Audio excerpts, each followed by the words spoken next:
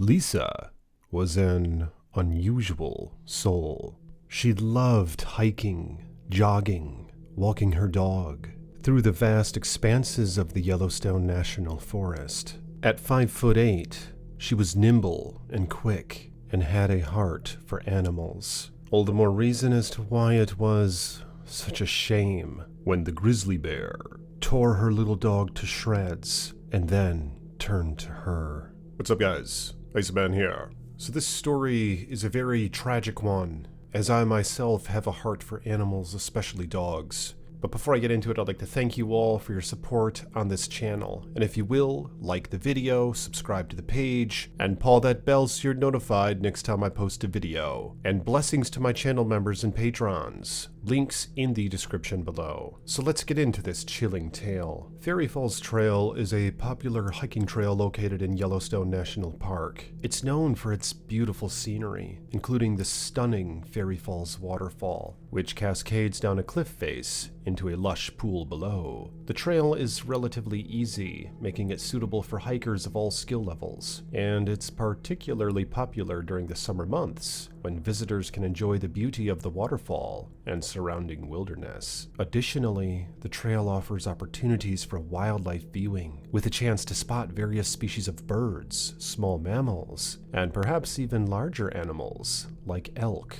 or deer. But in Lisa Kudrow's case, it unfortunately wasn't an elk or a deer that she spotted, but a 450-pound grizzly bear that she caught by surprise. Yellowstone grizzly bears are an iconic symbol of the greater Yellowstone ecosystem, which spans across Wyoming, Montana, and Idaho. They are one of the most well-known species in the region, attracting millions of visitors each year to Yellowstone National Park. These magnificent creatures play a crucial role in the ecosystem as apex predators, helping to regulate prey populations and maintain the health of the environment. Yellowstone grizzly bears are large mammals, with adult males or boars typically weighing between 300 to 700 pounds, while adult females or sows are smaller, usually weighing between 200 to 400 pounds. They have a distinctive hump of muscle on their shoulders, which is used for digging and foraging.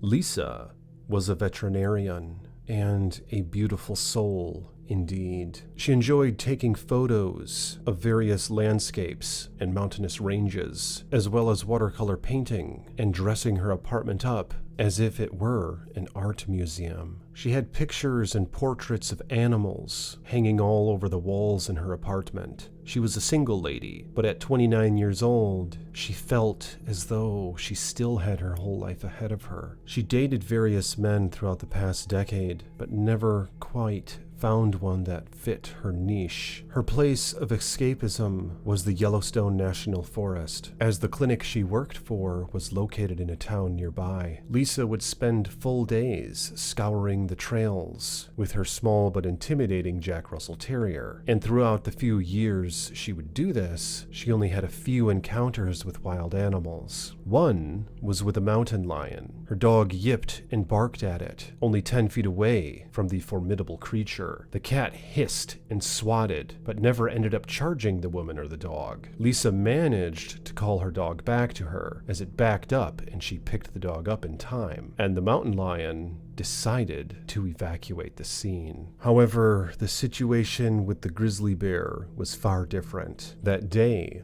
Lisa made her way to the beautiful Fairy Falls. The calm but loud waterfall muffled the sounds in her surroundings, rendering her unable to hear any sort of oncoming predator. She knelt down and cupped her hands and took a drink from the beautiful water spring. Her dog, Tyson, joined her as well, getting his paws wet and taking in the cold, clean water. Lisa dried her hands off against her leggings and stood up and took a deep breath. knowing she was at a place of peace and solitude. It was a beautiful evening until it wasn't. She called back to Tyson, and they made their way back to the Fairy Falls Trail. Ahead of the two was a 5-mile journey back to the parking area, but Lisa was familiar with this hike and knew she'd make it back before nightfall. About halfway through, they noticed grunts off the trail, and there stand a giant moose grazing in the late-day sunlight. The moose in Yellowstone are typically seen in the park's marshy areas, along rivers and streams, and sometimes even wandering through forested areas. Moose are especially active during the early morning and evening hours, and what a beautiful yet formidable sight they can be. It was getting dark. Lisa knew the time had come to get back to her car. She called to Tyson, and the two trekked down the evening lightly lit trail and continued their brisk walk toward the trailhead. Suddenly, she heard something in the distance, a grunt or a snarl. Tyson stopped in his tracks, and the hair stood up on his back as he began to snarl. Lisa peered around the bend of the trail and noticed 2 grizzly cubs grazing in the field beyond, just 100 yards out or so. But where was the mother? What were these cubs doing on their own, without an adult? The hair on Lisa's back began to stand, and a chill went down her spine, as she knew that these encounters were dangerous, especially with an off-leash dog. "Tyson," she called to the brave young animal, "let's go back." And although he didn't quite come to her, he began following her as she slowly stepped back down the trail. But then, suddenly, without warning, without any hesitation, something emerged from the brush right beside her. Tyson instantly dashed toward the scene, but the bear, without a moment's notice, rushed Lisa and took her to the ground. Its impact felt like she was hit by a car, and the weight of its body crushed her as they crashed into the tightly packed trail. "I knew I was going to die," Lisa claimed in later reports. "I knew this was it.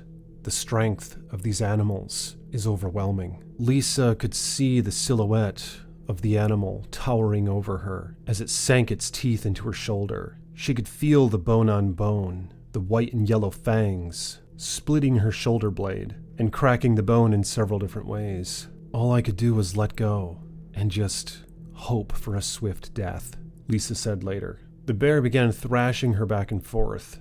She remembers seeing the dim sun still peering through the wilderness branches, and the bear tossed her about 10 feet and then charged her again, grabbing her by the opposite shoulder, dragging her face through the dirt and gravel. All she could hear were the sounds of crunching, a thick, distinct, snorting sound, and the constant barks of her dog Tyson. Barks of futility, as this animal was just too much of a foe for Tyson to conquer. Tyson ran at the bear and bit at its hind leg, and instantly the bear dropped Lisa and grabbed the little dog around its belly with its massive jaws.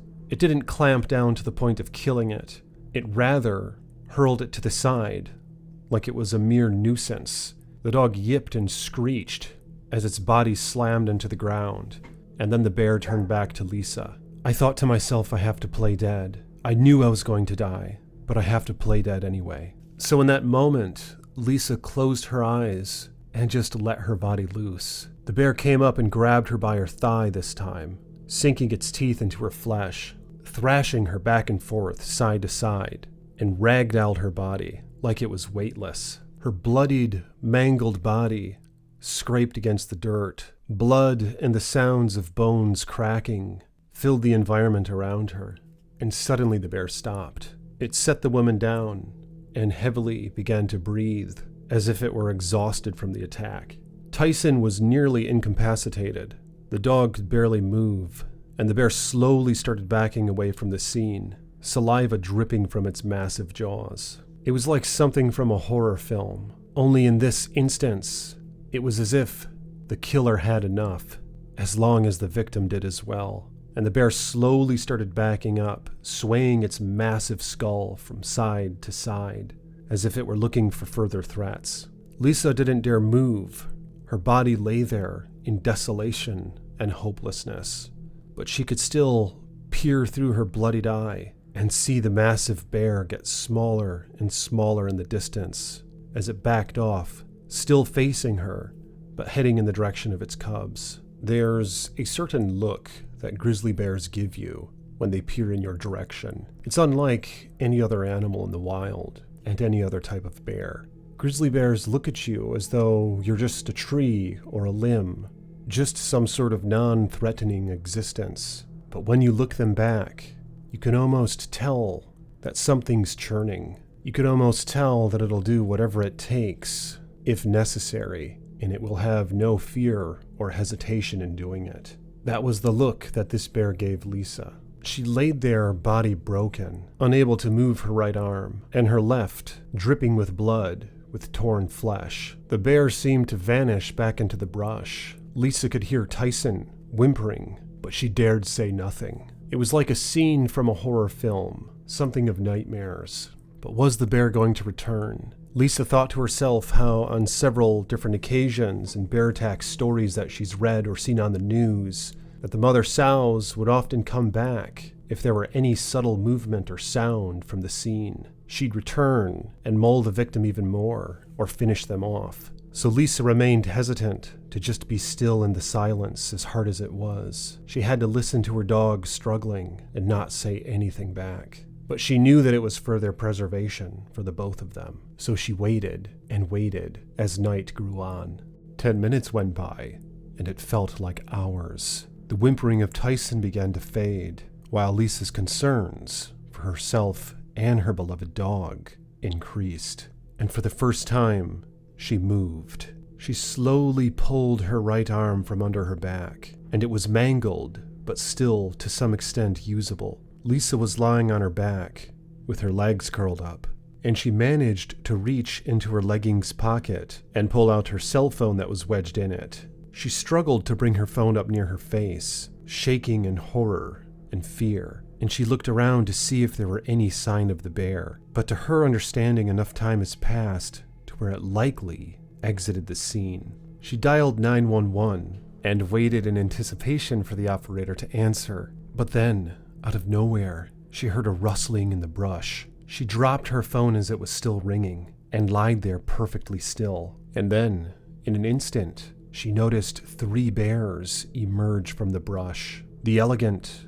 astonishing figures moved like they were weightless. Lisa's head crashed back into the ground, but she was still able to see them cross the trail. The young cubs looked back at the horrific scene, while the mother looked forward on and seemed to be disinterested in Lisa at this time. The mother and one of the cubs crossed the trail entirely and entered the brush on the other side, while the smallest cub in the back hesitantly stood up and watched Lisa and Tyson from afar. Lisa held her breath as the creature got back down to all fours and started in her direction. Lisa's heart stopped as the small, curious creature began to approach. But then from the distance, a grunt was heard where the mother and the other cub went, and instantly the approaching cub stopped what it was doing, looked back toward where its mother and sibling had gone, looked toward Lisa again, and then, out of the goodness of all things, it turned and ran into the brush following its mother and sibling. Lisa nearly fainted from anticipation, and she lay there for several more minutes, with Tyson not far from her, and her consciousness began to fade. The next memory Lisa had was finding herself awakened in a hospital. She had an IV in her, and there were several nurses around her, waiting for her to wake up and come to. Her life-threatening wounds were treated during the operation, and apparently a rescue team was sent out after the unanswered 911 call. Tyson, though limping thereafter, survived the encounter with a few broken ribs and limbs. It was a rude awakening for the both of them to never enter bear country without protection again. Jeez, what do you guys think about that story? I wonder if the attack would have happened if there were no dog in the vicinity. Although it's strange how the bear went right for Lisa and pretty much just ignored the little dog. But I wonder if the dog had anything to do with the original attack. I've never been out to Yellowstone, but I do intend to go out there one of these days, and I will update you guys on this channel if I do. But it seems that it's important to always be aware of your surroundings, and to at least have some means of protection while venturing through the great wilderness there. But I'm curious to hear what you guys have to say about this situation, so if you will, comment your thoughts below. And again, if you want to help me out, you could like this video, or even become a patron or a channel member. If you want to support me in those ways, links can be found in the description below. And I will talk to you all soon with more chilling tales from the Iceman.